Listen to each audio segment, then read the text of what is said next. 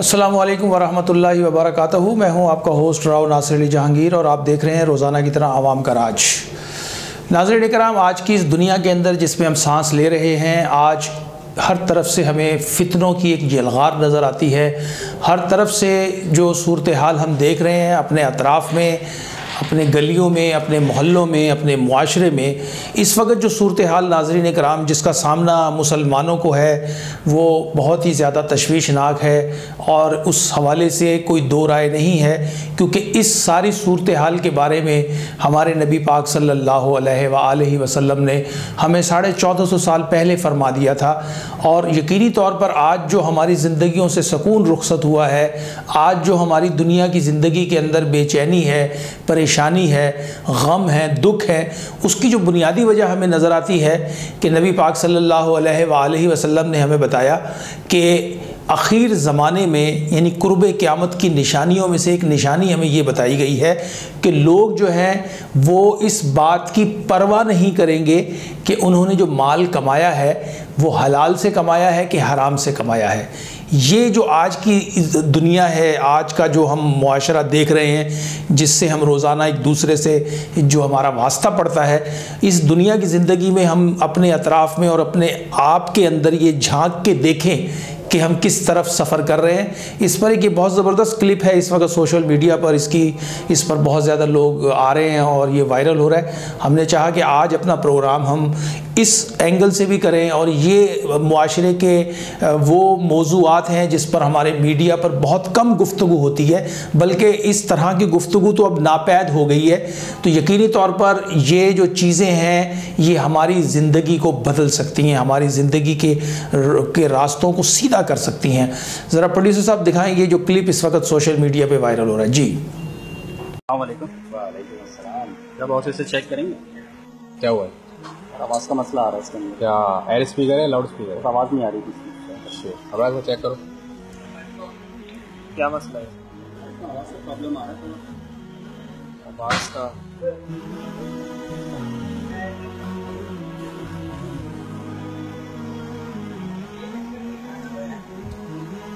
Check करना पड़ेगा, 2 घंटे लगेंगे। 2 घंटे? 2 घंटे से कम नहीं हो सकता है? ऑल भी फेल। आप इसे मैं 2 घंटे बाद चलें, 2 घंटे बाद आते। नहीं स्लिप।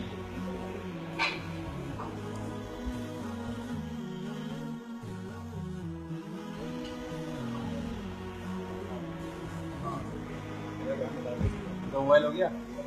हाँ ये हो गया। चेक करें, आप चेक करें। प्रॉब्लम क्या था इसके अंदर? गैस की आईसीज वगैरह सारी उड़ गई थी। अच्छा। और आईसीज वगैरह जो है तकरीबन सारी रिपेयर हुई। नहीं, बोर्ड के अंदर मसला था। इतना ज़्यादा मसला था इसके अंदर? क्या चार्जेस क्या होगा? 1500 रुपये। नहीं बहुत ज़्यादा है यार, पूरा बोर्ड रिपेयर किया है, खाली ऐसे थोड़ी। 1500 रुपये इतना क्या करें भैया? आप पहले पूछ के चले जाते यार। तो आपने मुझे कहा था कि मैं चेक कर लूँगा। नहीं, आपने कहा रिपेयर कर देना, मैंने कर दिया रिपेयर। बोर्ड के अंदर मसला आया था इससे। देख लें आप मतलब अब देना कंपल्सरी, मतलब देना ज़रूरी है। ज़रूरी है, ऐसी बात है यार। क्या करेंगे यार, मतलब अब इसमें कोई अगर फॉल्ट आता है तो यार वो हमारी गारंटी थोड़ी है। इलेक्ट्रॉनिक चीज़ है, इसके अंदर तो कुछ भी हो सकता है। तो मतलब कोई इसमें कोई आपकी कोई श्योरिटी नहीं? भाई ये आप यहाँ से लेके उधर तक गए, उसके बाद खत्म, तो हमारी श्योरिटी नहीं है कोई भी। अच्छा, कुछ भी नहीं हो सकता इसमें, गुंजाइश वगैरह नहीं? इसको मुआफ़ दो। मतलब अगर इसमें यहाँ से जाते ही फॉल्ट आता है तो आप यहाँ से जो कदम चलेंगे उसमें कोई फॉल्ट आया, हमारा चले, हमारा काम था रिपेयर करना, हमने कर दिया।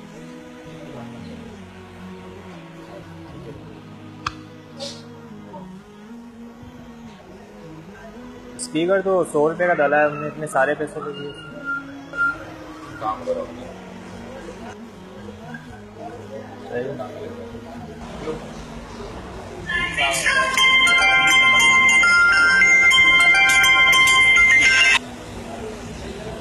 हेलो, कैसे?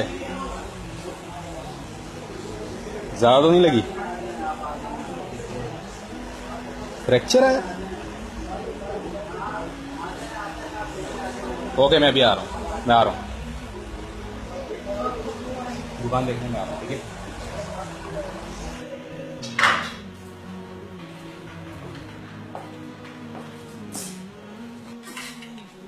हाँ भाई, बच्चे का इलाज हो गया? जी भाई, वो बिल दे दें।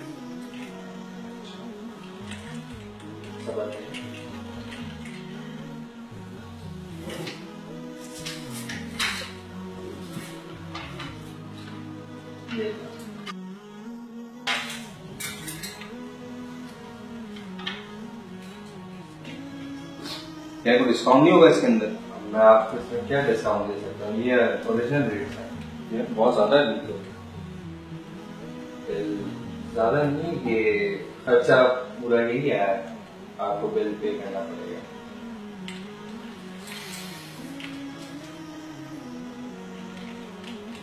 यार ₹1 का भी डिस्काउंट देंगे आप? नहीं सर, प्राइवेट डिस्पेंसरी ये यहाँ पे आपको 3000 बहुत ज्यादा है भाई। अब देखिए, बिल जो बना है वो तो आपको पे करना पड़ेगा। Thank you.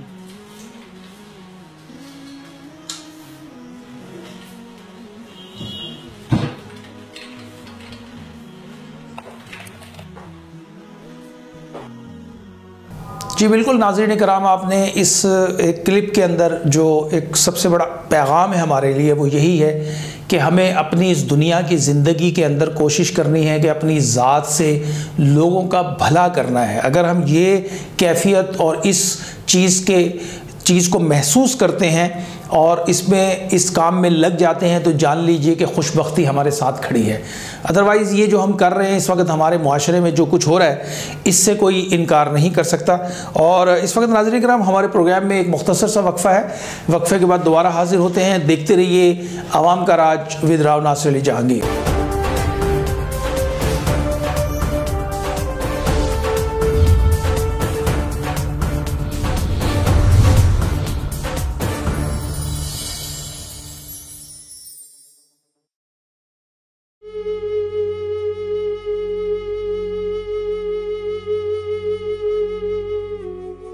पानी अल्लाह की बहुत बड़ी नेमत है और बहैसियत मुसलमान इस नेमत की कद्र करना और इसे ज़ाया होने से बचाना हमारा बहुत बड़ा फ़र्ज़ है। नए डैम्स की तामीर पाकिस्तान की मुआशी सलामती की बुनियाद है। तो आए अल्लाह की खुशनुदी और पाकिस्तान की तरक्की के लिए सुप्रीम कोर्ट ऑफ पाकिस्तान के दयामर भाषा डैम्स फंड में दिल खोल कर अतियात जमा कराएं। आप अपने अतियात मुल्क भर में तमाम बैंकों की किसी भी ब्रांच में जमा करा सकते हैं। अपने मोबाइल फोन से डैम लिखकर 8000 पर SMS करें और 10 रुपए अतिया करें।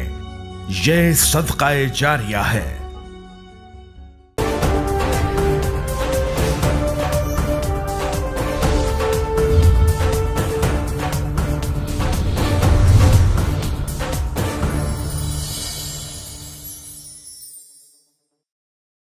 वेलकम बैक नाजरीन, एक मरतबा फिर प्रोग्राम में आपको खुशामदीद कहते हैं। और वक्फे पे जाने से पहले गुफ्तगू हो रही थी माल की कमाई के हवाले से, रोज़गार के, रोज़ी के ज़राई के हवाले से, रोज़ी को कमाने के हवाले से।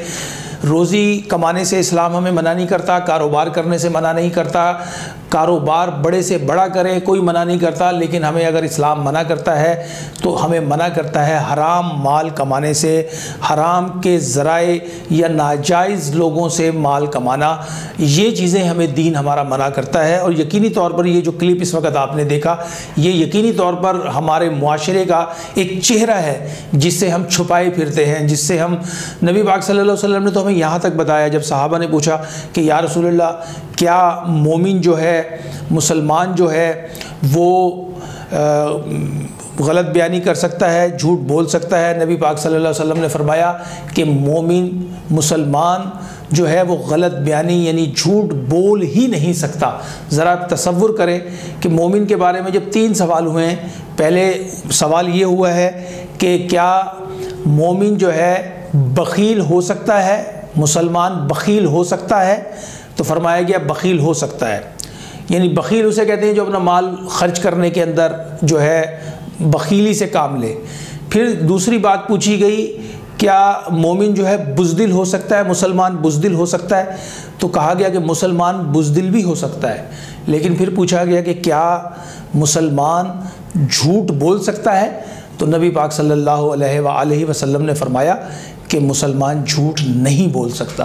आज हमारे मुआशरे के अंदर, हमारे कारोबार के अंदर हम खुद अपना मुहासबा करें कि हम कितनी सच्चाई और ईमानदारी से अपने काम को जो है आगे बढ़ा रहे हैं। और नाज़रीन करम, इस वक्त एक और बहुत वीडियो जो वायरल हो रही है दूसरी सोशल मीडिया पर, और यकीनी तौर पर ये एक चेहरा है हमारे पड़ोसी का, और वहाँ जो कुछ हो रहा है वो भी हम देख रहे हैं। मैं चाहूँगा पहले हम ज़रा ये दिखाएं कि इस वक्त जो सोच वहाँ मौजूद है हमारे पड़ोस में, भारत के अंदर जो सोच, पाकिस्तानियों के लिए जो नफ़रत और मुसलमानों के लिए जो एक बुग़्ज़ और उनका जो एक दोहरा मेयार, और वहाँ पर जो उन्होंने एक तासुब का रवैया अख्तियार किया हुआ, गो कि वो पूरी दुनिया में एक ढंढोरा पीटते हैं कि वो एक सेकुलर रियासत है और वो पूरी दुनिया के अंदर तमाम मज़ाहिब के लोगों को उनके यहाँ बड़ा चैन हासिल है। लेकिन वहाँ जो कुछ हो रहा है, सिखों के साथ हो रहा है, मसीहियों के साथ हो रहा है, मुसलमानों के साथ हो रहा है, जो कुछ हो रहा है वो इस वीडियो में एक सोच इनकी जो है वो नज़र आती है हमें। प्रोड्यूसर साहब ज़रा दिखाएंगे जो इस वक्त वीडियो वायरल हो रही है। जी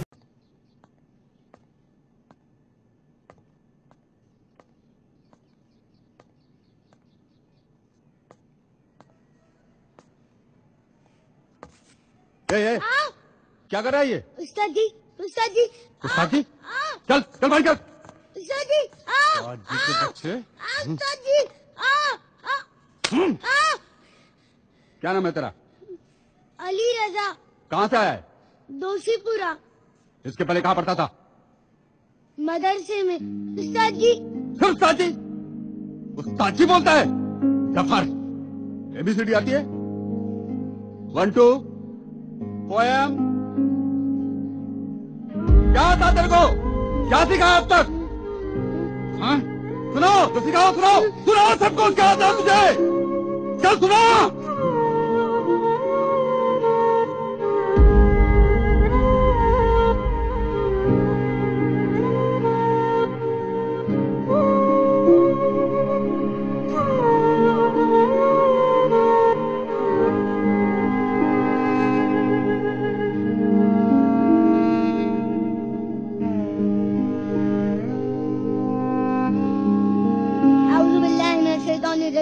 बिस्मिल्लाहिर्रहमानिर्रहीम।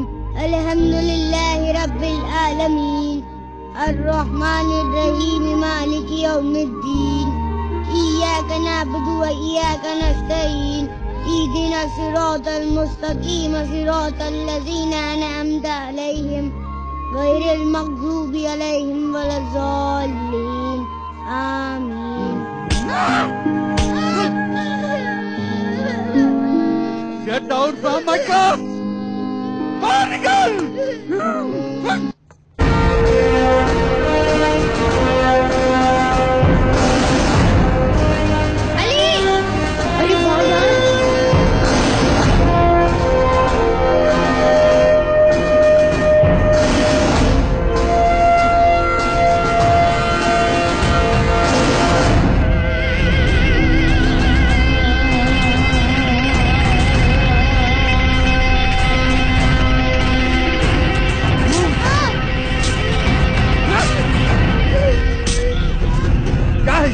क्या हो गया? चल निकल निकल, भाग यहाँ से। क्या हो गया? क्या लेके आया ये? जो ब्लडी फूल पाकिस्तानी झंडा लेके आया? कहाँ मिला ये? कहाँ मिला? कहाँ से लाया?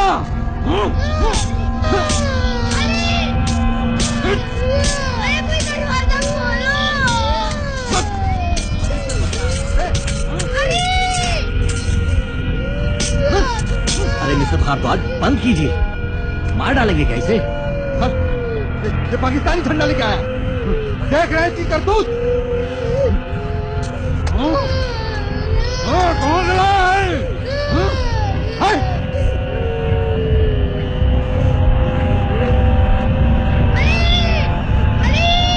पहले ही कहा, सब के सब देश के दुश्मन हैं। मे आई कम इन सर? कम सर, आपका लेटर है। लेटर? जी। ओके, जाओ।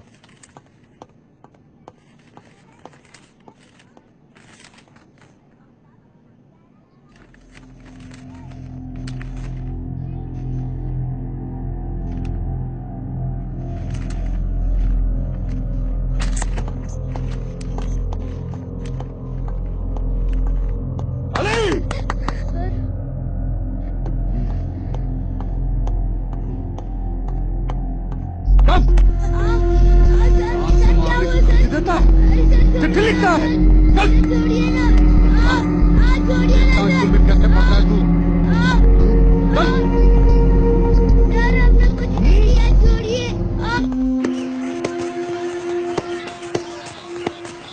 आप कह रहे हैं इनोसेंट है? इसने मुझे जान से मारने की धमकी दी है और पता नहीं क्या क्या लिखा है इस खत में। दादा साहब ये क्या तमाशा है? आज ये चिट्ठी लिखकर धमकी दे रहा है, कल यही लड़का स्कूल में बम फोड़ेगा। बड़ी जंगली। प्रिंसिपल साहब। सर, मैंने आपसे कहा था इस स्कूल में इन जंगलियों का कोई काम नहीं है, लेकिन आप माने नहीं। सर, आप अब भी सोच रहे हैं? निकाल के बाहर कीजिए लोगों को इस स्कूल से। कमान सर, राइट नाउ। जरा सोचिए सर, इसने तो अपने टीचर की इज्जत का भी ख्याल नहीं रखा।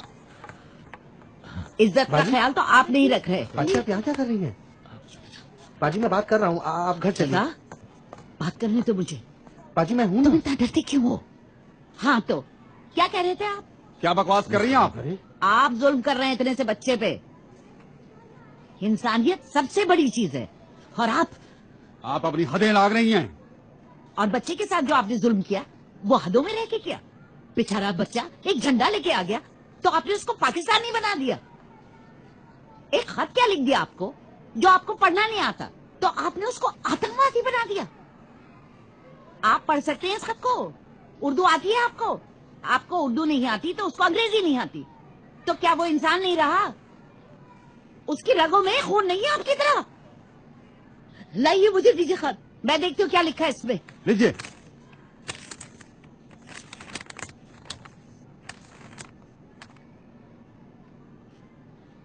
सुनिए क्या लिखा है इस खत में। अली के उस्ताद जी को मेरा सलाम।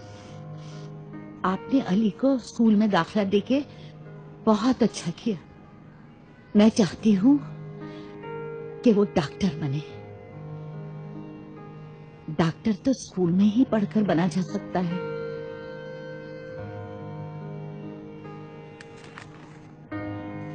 अली आपकी तारीफ करता है। हम जानते हैं कि अली को कुछ नहीं आता, इसलिए आप उसको बार बार मारते पीटते हैं।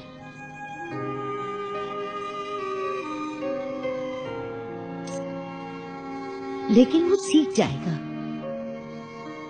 उसको कुरान के 21 पारे याद हैं। अंग्रेजी के सबक भी याद कर लेगा। आपसे बस एक ही गुजारिश है कि आप उसको मारे पीटे ना। एक बात और, अली ने हमें ये बताया कि उस दिन स्कूल में चांद तारे वाला झंडा लाने के लिए आप ही ने कहा था। कैसे वाली बेटा, कल क्या है? 26 जनवरी। हाँ, तो कल क्या लाना है? झंडा। कौन सा झंडा लाओगे? हाँ बेटा, मदरसे का झंडा ले आना, ठीक है? ठीक है सर। जाओ तुम।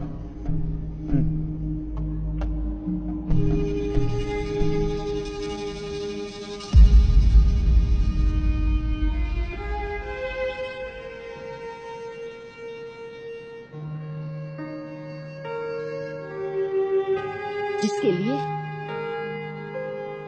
उसको बहुत मार पड़ी, लेकिन मेरे अलावा उसने किसी और से नहीं कहा,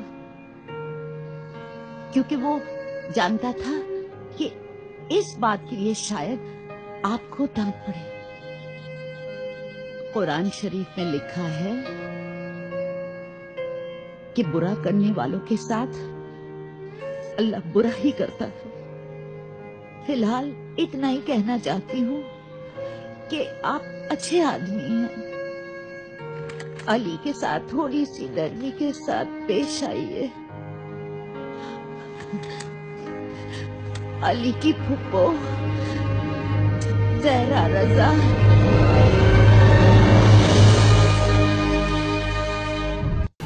जी नाज़रीन इकराम, यकीनी तौर पर ये वो चेहरा है भारत का जो भारत सरकार पूरी दुनिया के अंदर एक मकर, एक फ्रेब और एक झूठ का जो उन्होंने जाल बुना हुआ है पूरी दुनिया के अंदर। और पाकिस्तान के ख़िलाफ़ जिस तरीके का वो मकरू प्रोपेगेंडा फैलाकर पूरी दुनिया में पाकिस्तान के ख़िलाफ़ एक राय आमा को हमवार करने के अंदर हमतन मसरूफ़ हैं। और यकीनी तौर पर ये 5th जनरेशन वार ही के हथियार हैं जो वो मुसलमानों पर, पाकिस्तानियों पर इस्तेमाल कर रहे हैं। भारत में बसने वाले मुसलमानों की जो हालत है वो सबके सामने है। वहाँ किस तरीके से उनका कत्लेआम किया जाता है, उनका मुआशी कत्लेआम है, उनका जिस्मानी कत्लेआम है, उनकी यानी कि ना इज़्ज़त और आबरू महफूज है। और आज भारत में बसने वाले मुसलमान यकीनी तौर पर भारत के इस मकरो फ़रेब से बाहर निकलना चाहते हैं, आज़ादी चाहते हैं। इधर जो सिख हैं वो बहुत ज़्यादा तकलीफ़ में हैं, उधर कश्मीर के अंदर वो बराह रास्त जो है दहशत गर्दी कर रहा है। तो बुनियादी तौर पर जो भारत का मकरू चेहरा है नाज़रीन कराम, वो अब दुनिया के सामने आ रहा है। और ये जो सोशल मीडिया की आंख है ये अब सब कुछ दिखा देती है। अब ये ज़्यादा देर तक अपने मकरो फ़रेब को कायम नहीं रख सकते, क्योंकि बुनियादी तौर पर एक लिमिट है हर चीज़ की, एक हद है। जिस तरीके से भारत झूठ बोलता है, लोगों को, दुनिया को अपना एक सॉफ्ट इमेज दिखाने की कोशिश करता है, लेकिन अब चूँकि सोशल मीडिया का दौर है और 5th जनरेशन वार में इस वक्त हम मुब्तला हैं और भारत के हर मकरो फ़रेब का हम जवाब देने की सलाहियत भी रखते हैं और जवाब दे भी रहे हैं। और यकीनी तौर पर इन चीज़ों को हम जिस तरह से भी मुमकिन हुआ हमारी सारी नौजवान यूथ सब मिलकर इसका जवाब दे रहे हैं और इसको बिल्कुल आने वाले दिनों में मज़ीद बेनकाब करेंगे। नाज़रीन कराम, इस वक्त प्रोग्राम में एक मुख्तसर वक्फ़ा है, वक्फ़े के बाद दोबारा हाजिर होते हैं। देखते रहिए आवाम का राज with Rao Nasir Ali Jahangir.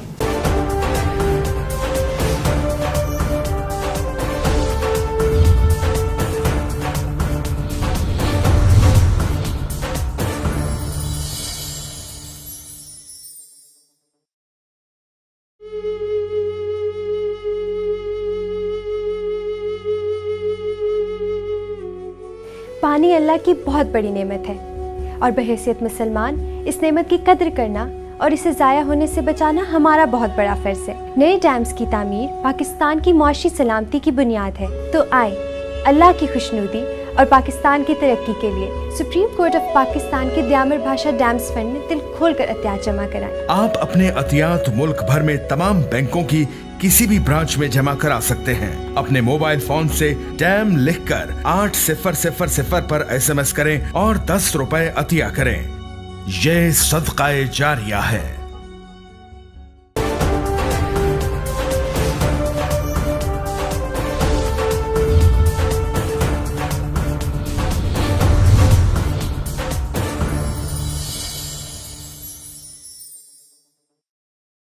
Welcome back नाजरीन, एक मरतबा फिर प्रोग्राम में आपको खुशामदीद कहते हैं। और प्रोग्राम के आखिरी हिस्से के अंदर हम गुफ्तगू करेंगे। कल जो गुफ्तगू की है वफाकी वज़ीर नशरियात इत्तलात जनाब मौसूफ़ फवाद चौधरी साहब, जिस तरीके से जो है वो अब बेनकाब हो गए हैं पूरी कौम के सामने और जो उनका असल चेहरा है वो लोग अब देख रहे हैं। क्योंकि ये जब भी गुफ्तगू करते हैं ये कुछ ऐसी गुफ्तगू करते हैं जो ज़ाहिरन पूरी पाकिस्तानी नेशन के सर को शर्म से झुका देती है कि एक ऐसी रियासत कि जिस रियासत के बारे में जनाब इमरान खान साहब ने अपनी पहली स्पीच के अंदर पाकिस्तानियों को एक ख्वाब दिखाया कि हम इसको मदीने की रियासत की तर्ज पर आगे बढ़ाएंगे। उस रियासत के अंदर एक वफाकी वज़ीर इत्तलात व नशरियात हैं जो ऐसे ऐसे बयानात दाग रहे हैं जो यकीनी तौर पर एक शर्म का मकाम है।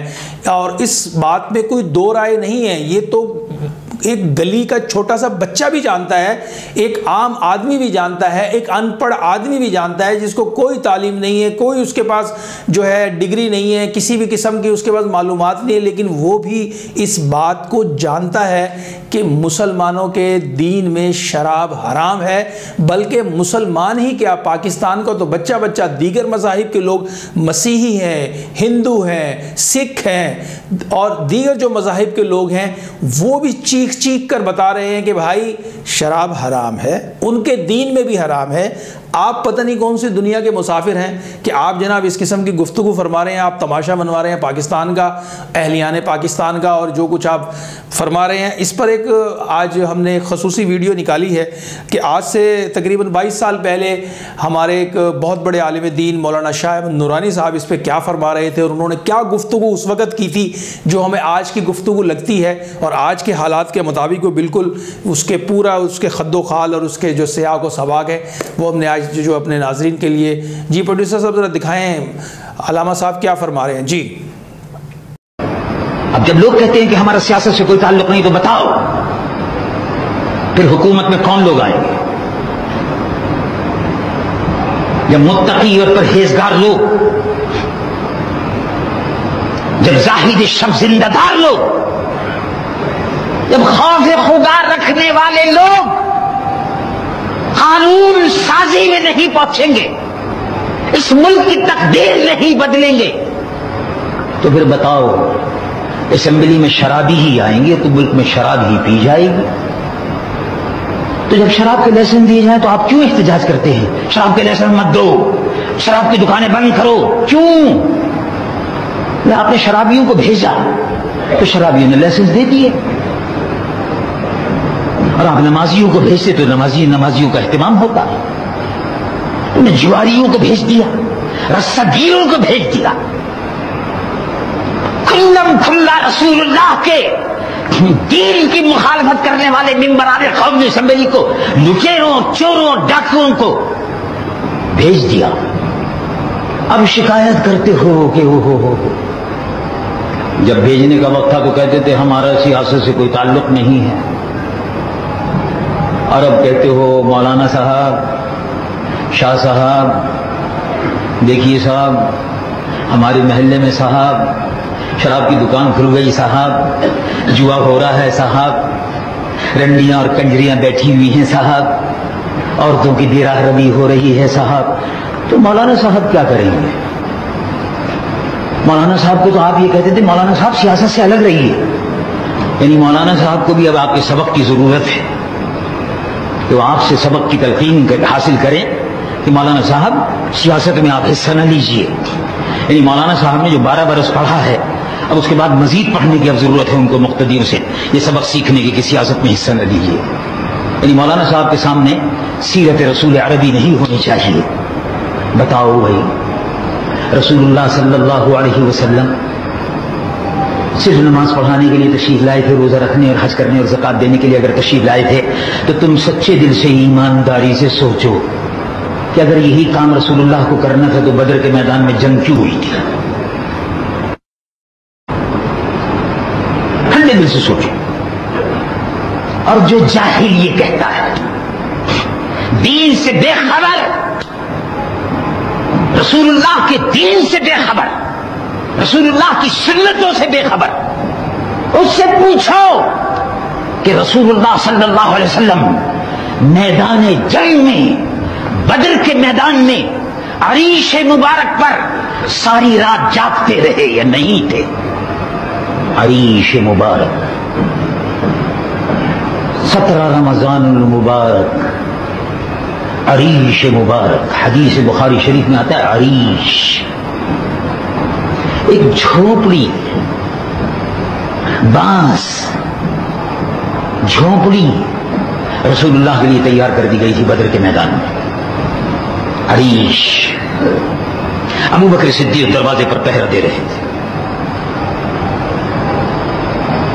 और अबू बकर सिद्दीक फरमाते हैं कि मैंने देखा सारी रात रसूलुल्लाह सल्लल्लाहु अलैहि वसल्लम बच्चों की तरह से बिलक बिलक कर रो रहे थे और दुआ मांग रहे थे, और फरमा रहे थे अल्लाहुम्मा हाज़िही उसाबा, बुखारी शरीफ के अल्फाज है, कलिमात थे, अल्लाहुम्मा हाज़िही उसाबा, ए अल्लाह की मुख्तसर सा गिरोह है 313 मुजाहिदीन का, और अगर ये गिरोह खत्म हो गया तो फिर कयामत तक रूए जमीन पर ला इलाहा इल्लल्लाह मोहम्मद रसूलुल्लाह कहने वाला कोई नहीं होगा।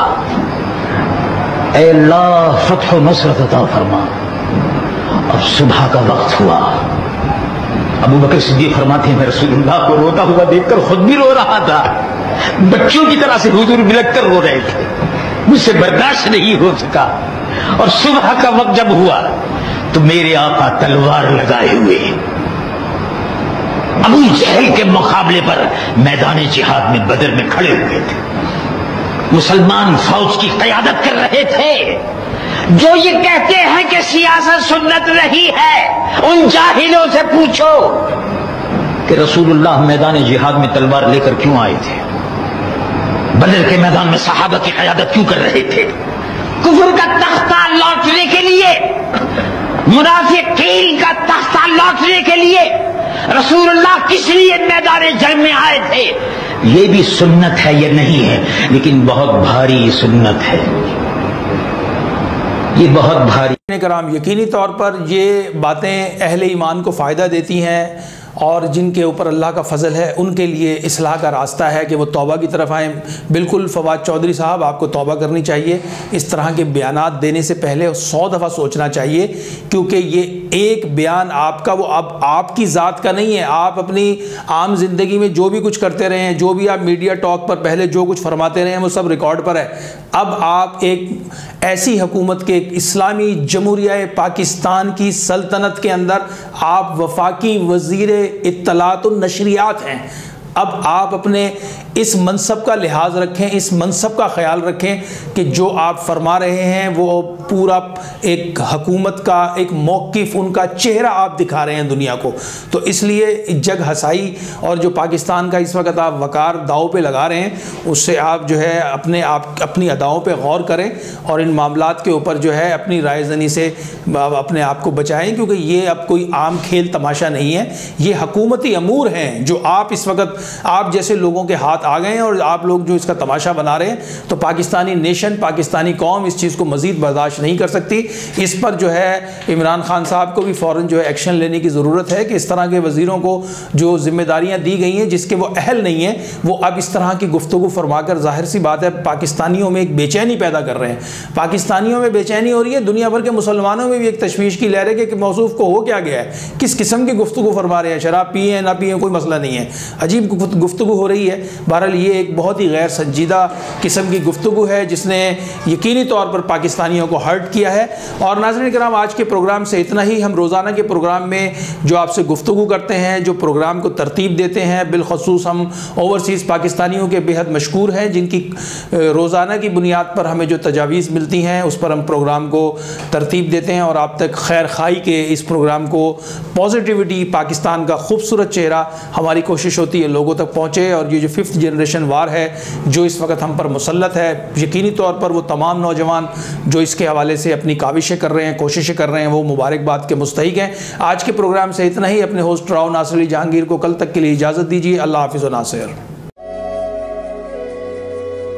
क्या हमारी आइंदा नस्लें पानी की बूंद बूंद को तरसेंगी?